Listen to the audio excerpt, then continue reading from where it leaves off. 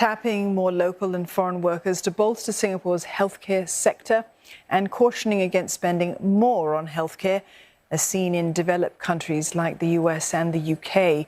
Issues on manpower and financing dominated a second day of debate in Parliament as lawmakers sought to strengthen the sector post-pandemic.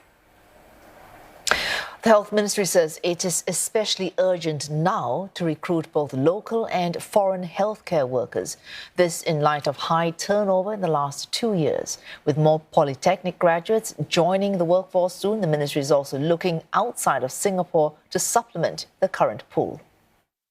For foreign healthcare workers, it takes time to conduct selection, examinations overseas, and for the shortlisted candidates to move here. They have so far been trickling into Singapore, but we hope in the second half of the year, more of them will start to come on board. And for those who have performed well and are committed to Singapore, we welcome them to apply for PR. A few MPs have suggested granting PR status to their dependents as well. And we thank the MPs for your suggestions. This is worth serious consideration.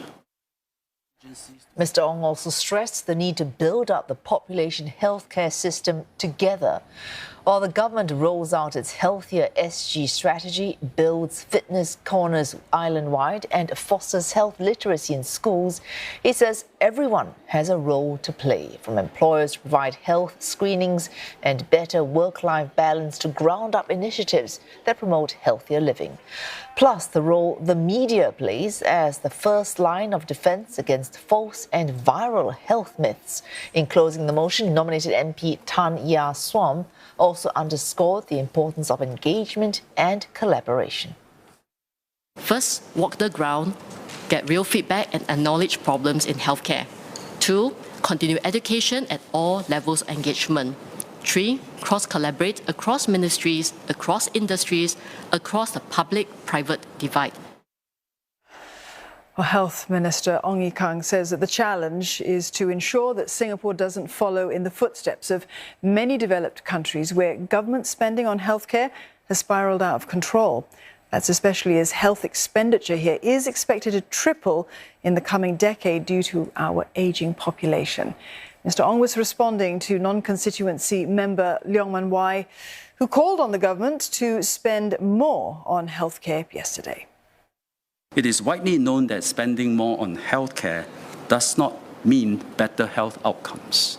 US and UK, they are spending about 17% and 10% of their GDPs on healthcare, compared to us, 4%. Yet US and UK continue to face high incidence of chronic illnesses, high obesity rates, and expected lifespans, and their expected lifespans are lower in Singapore.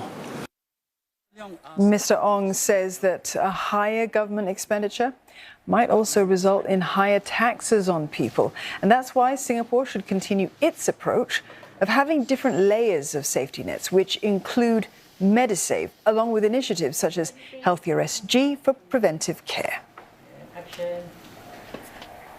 Health Minister Ong Ye Kung thanked nominated MPs for their calls to strengthen the healthcare system. He assured them their issues will be given due attention in the House. That's as the current term of NMPs comes to an end.